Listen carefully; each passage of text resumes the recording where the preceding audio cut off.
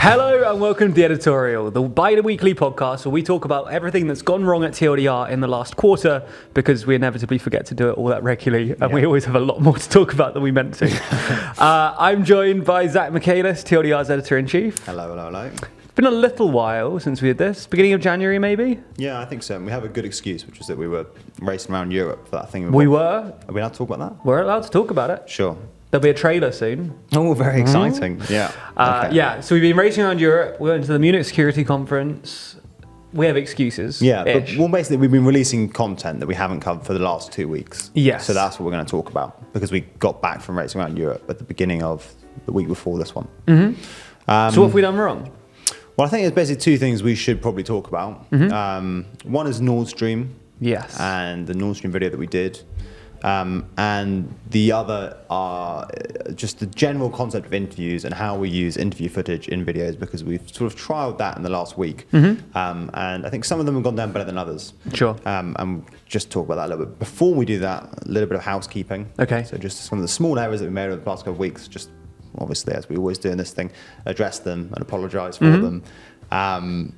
The first one is a Turkey NATO video we put out. I don't know how I got this wrong, but I described Turkey as a founding member of NATO. It joined in 1952, so that's not quite right. I'm pretty sure that's right. They're close, but not quite in the club. Yeah, I know. So I don't know how we got this wrong. We've described this, we've talked about this in other videos, and I've written things describing the accession process, but I made a mistake, so sorry, little now mistake there as well. And then Moldova. We say that Moldova's cost of living crisis is in part because it's buying expensive gas from Russia. Yeah. That's not quite true. It's buying its gas at a cheaper rate from Romania. But obviously gas prices across Europe have gone up anyway, so it's still paying more than it was, and that's still putting pressure on Moldova's finances. And the last one, and that's another big apology. The last one, I've got to stop doing this. The last one is the Burkina Faso Mali Union video. Yes. Again, entirely my bad. We put a comment on this, but we're describing some polling, and I say the polling in the capital of Mali and the capital of Burkina Faso, Burkinabe. I didn't mean to say the capital of Burkina Faso. Right, the capital of Burkina Faso is supposed to be amongst Burkinabes. Burkinabe is a sort of term for anyone from Burkina Faso. Okay. The capital of Burkina Faso is in fact a place called, I'm not going to try and pronounce it. I've seen it written, but it's like Ouagadougou. Okay. Three sloppy errors, and so sorry for that. We'll try and get back to it. I think on the upside, definitely less sloppy errors in animation, and that was because there's a bit of chaos in the last couple of weeks as we've been sort of preparing for that trip abroad that we did, and that's taking up quite a lot of animated bandwidth and also getting used to this new style of video. But it looks like all of the wrinkles have sort of been ironed out there. Yeah. And that leads us on to the two topics. Okay. The editorial. Nordstream. Start with Nordstream. Yeah, let's start with Nordstream. Okay, and I'll just keep speaking, and then you can talk about interviews. Okay. Yeah, I think that's how it works. Only thing I want to say about the Nordstream is we've got a tiny bit of pushback in terms of like the like-dislike ratio on that most recent Nordstream video that we did, where we talk about the allegations that the US carried out the attacks on the Nord Stream pipelines. I understand that. I think it's people basically just going, why are you covering something that is sort of conspiratorial? And it's a difficult one because we do try and stay away from conspiracy theories in inverted commas. But in this case, drawing the line between real news and a conspiracy theory is really quite difficult. Yeah. Most of the time, it's a lot more black and white. And originally, as we actually talked about in the video we did on TLDR Global, when the Nord Stream attacks first happened, we did sort of slightly dismiss the idea that it was US as a bit of a conspiracy theory, just because it fails at very basic, very superficial, admittedly, cost-benefit analysis. You know, like the risks for the US are so massive, and the benefits just aren't that great. It does look like the German-Russian trading relationship is dead, and blowing up Nord Stream and just making that 100% sure, that doesn't gain you that much. Sure, it makes you 100% sure, and actually the Russians will fix it anyway, so it doesn't make you 100% sure. And it has just an enormous risk. It risks completely splitting NATO and transatlantic unity more generally. But in the past couple of weeks, some stuff has come out, and it does suggest that, well, it doesn't suggest necessarily that the US did it, but it's hard to see Russia doing it. There was a thing by the New York Times when they found out that the Russians are secretly putting out feelers for someone who can fix the pipelines, and it just doesn't really make or reinforce them. I think they've already been sort of semi-fixed, and that just doesn't really make sense. Like why would Russia blow up its pipelines and then try and find someone to fix them? And it's possible this is all a massive information operation where like they're putting out feelers knowing the New York Times is going to report it. That you can get meta on this endlessly, and you can never figure anything out. And you can say the same about the US. Like you can say that all of the apparent incentives to the US, that Russia is just appealing to those to try and convince people that it wasn't them and la-di-da-di-da. But at least the picture is so muddy that we thought it was doing an update video on. And also, as we mentioned, there was a fairly, reputable at one point journalist who wrote a fairly major piece about it. Some questions about more recent journalism, but even still, it became a very mainstream topic again that people were discussing. And I do think, as you say, it is a grey area, especially with a contemporary thing like this. Like, if it does end up being the Americans, not saying it is, but if it did, it would, obviously it wouldn't be a conspiracy anymore, and it would be one of those things that why weren't you covering it previously? Yeah, it would look like legacy media Shills. Exactly. Like we're going to, So it's a difficult balance, because as you say, if it's like flat Earth or like something like that, it's a bit like, well, that's obviously not real. Or Bill Gates' COVID, for example. Yeah, exactly. There's some that are so obviously not real, it's not even worth doing. Whereas something like this, it genuinely is, well, someone had to have done it. And it's kind of, both theories seem like a conspiracy at the moment. The Russian one doesn't make much sense. The American one doesn't make much sense. Who else could have done it? So either way, it's kind of conspiratorial, but like, just because it's conspiratorial doesn't mean it didn't happen. Normally it does, but exactly. Not always. I'm glad that you agree with me on that. I do. But I just thought it would be worth acknowledging because it was a lower than also, average, we asked Mitch McConnell, who blew up Nordstream, which is just an iconic moment in TLDR history. Yeah, we were so happy in the room when that happened. And that's quite a nice segue. Talk about interviews? Yes, let's. Do you want to start? Sure.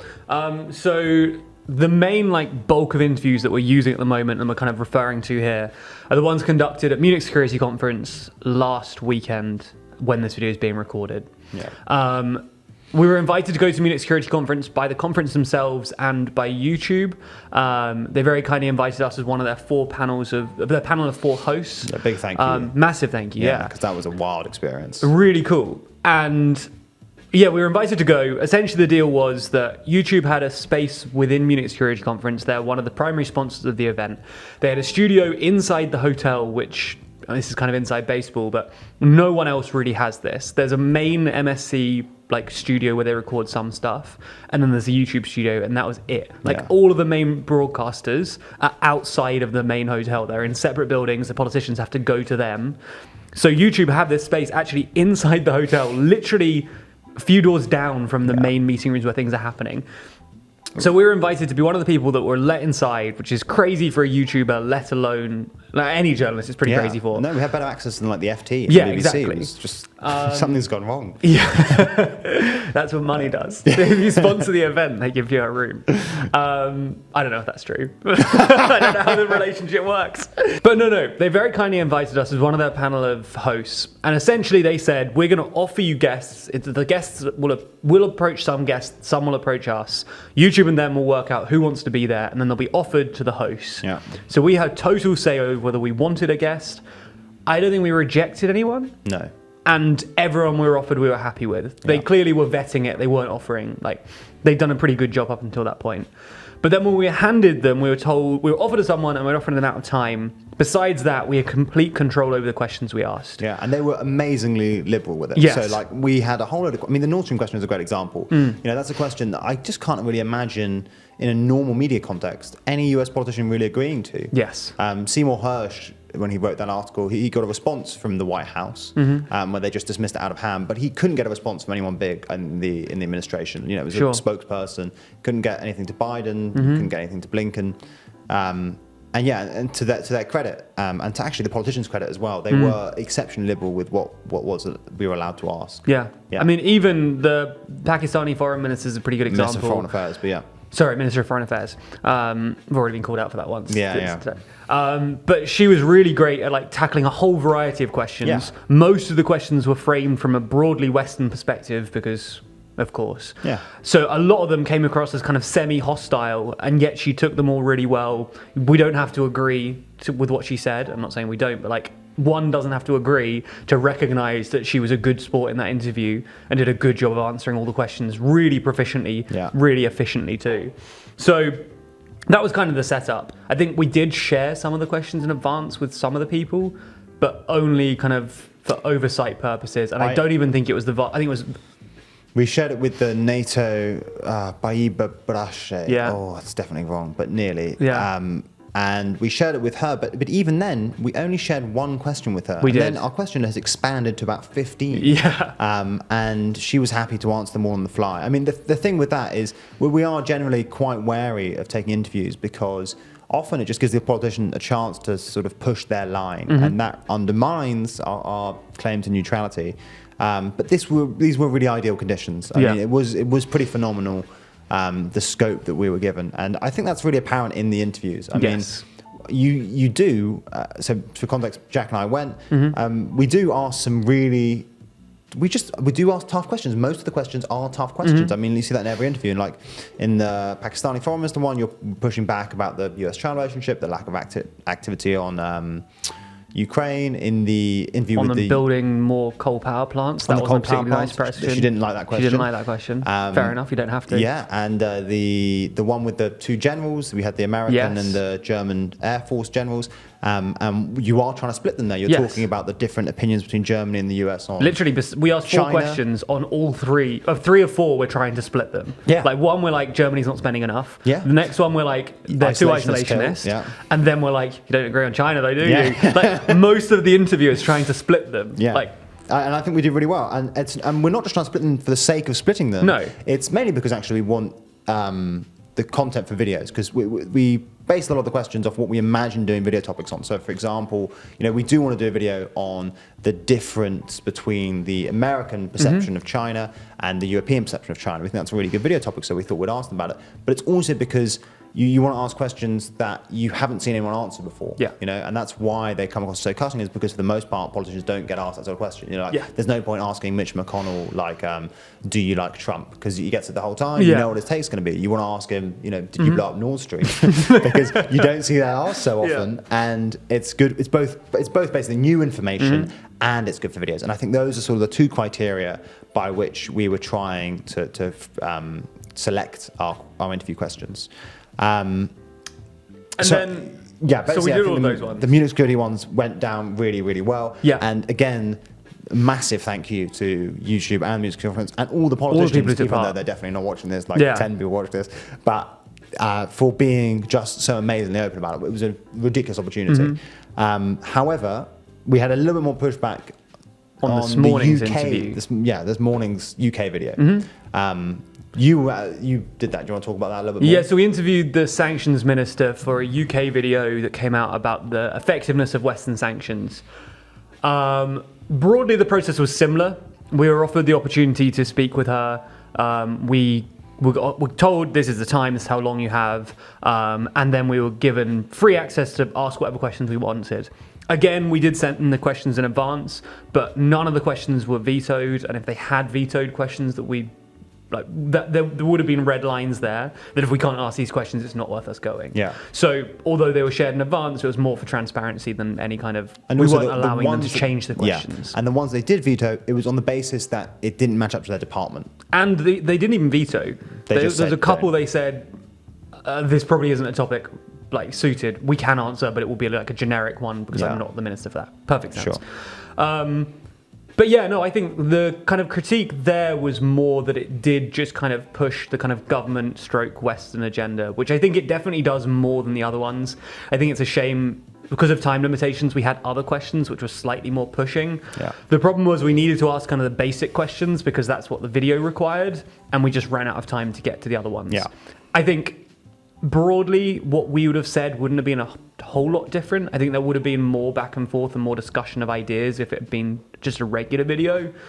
But I think it was still a good opportunity. It was still useful to be able to hear from someone in that position with that perspective. Yeah, I think probably the difference there between the Munich Security Conference videos and that video is that video was almost too heavily based around one interview. Whereas, for example, we did a video on the food crisis.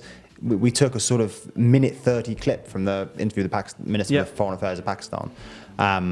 And then the rest of the video was a classic TLDR video. But in that one, it was quite heavily focused around and I don't think around the interview itself. I don't think there's anything necessarily wrong with that. It's just that because of the time constraints implied by YouTube, there's just not that much time to really cushion things out and provide so much context and push back all at the same time. Yeah. Because if you've got 5 minutes of interview, then you only have 3 minutes, and most of it's going to be contextualizing stuff, and then it doesn't leave you much space to evaluate what the minister said and push back against the party line. Also, I think it's just difficult too, and maybe this is a reason that we can talk about future plans, but what makes that format difficult too is because we only had a very limited time with her in person, we couldn't really push back in the room because we didn't really need the depth of response. We more just needed a breadth of topics for videos. So we didn't really have time to push back all that much. And if we're only pushing back in response in the video and not allowing her right to reply, that does feel a bit, I don't know, the ethics of that. Yeah, of course. Here's their opinion and here's why they're wrong, and then no recourse. Like, that doesn't feel very fair to them. And even from just a pure perspective of like, if we're doing interviews, we want to be able to talk to people. If people are aware that like every interview we do, we let the person talk and then we make them look like an idiot afterwards. I'm not even saying we would have done that with this one, because I don't think there is all that much we would have critiqued. But there probably are things we would have added, that we've added, some people disagree with this, whatever.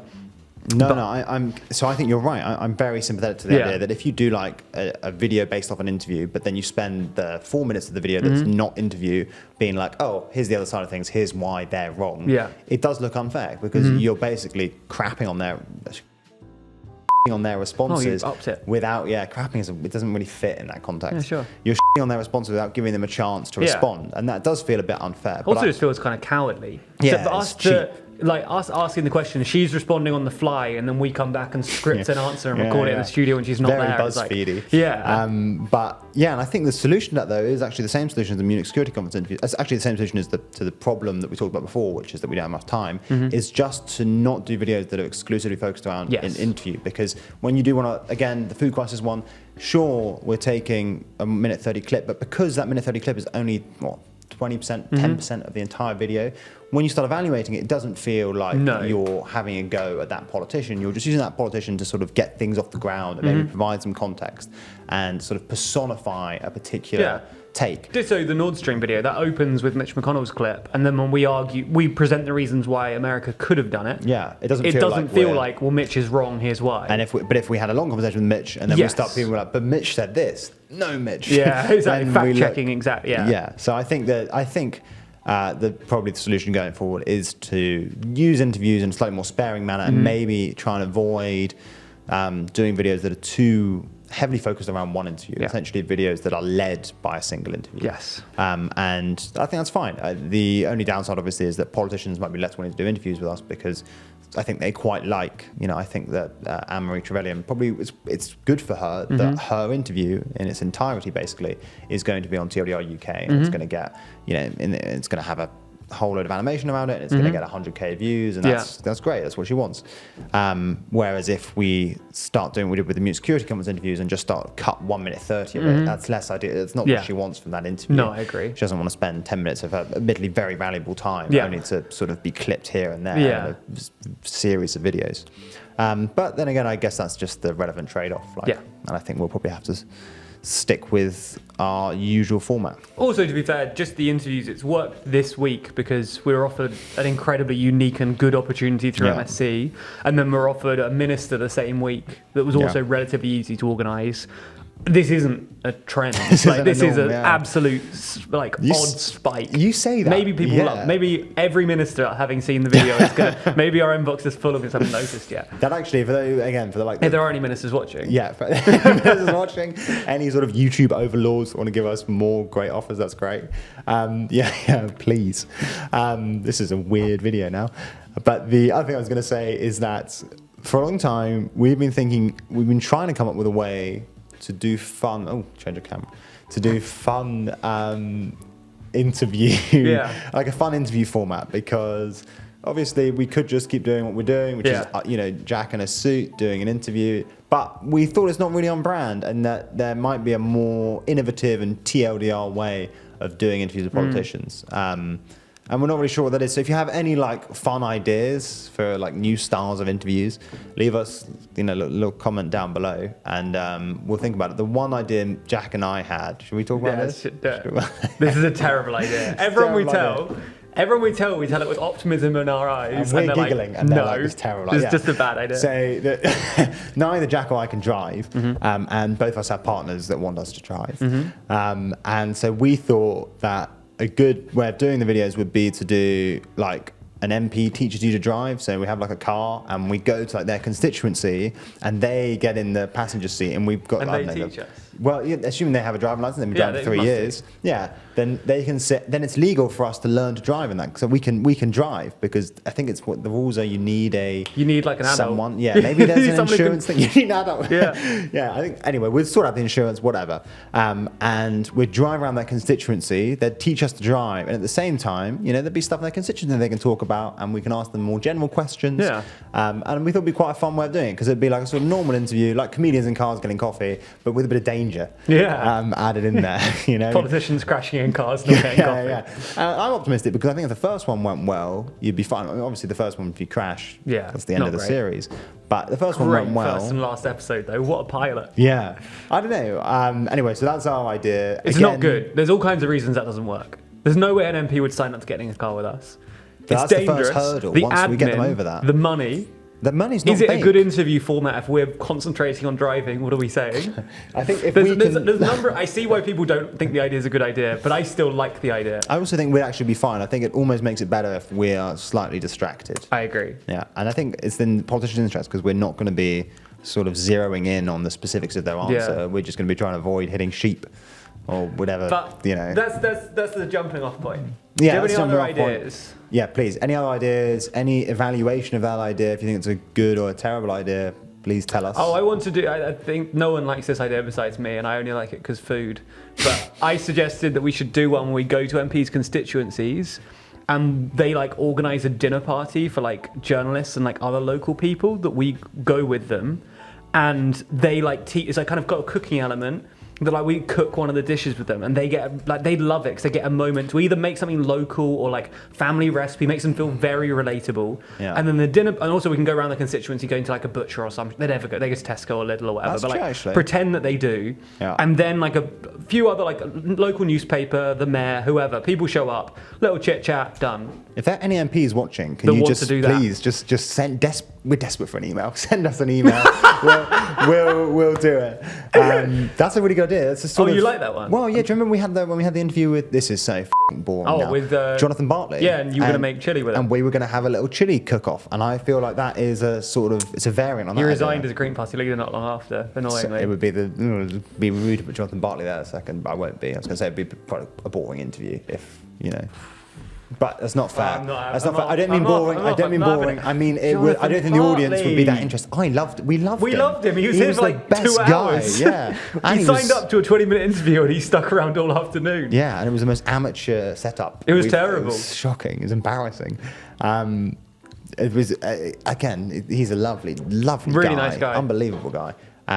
Feels insincere now. Yeah, I know, but whatever. He's not watching. No. Who is? Shall we end there? Yeah, let's end there. Nice.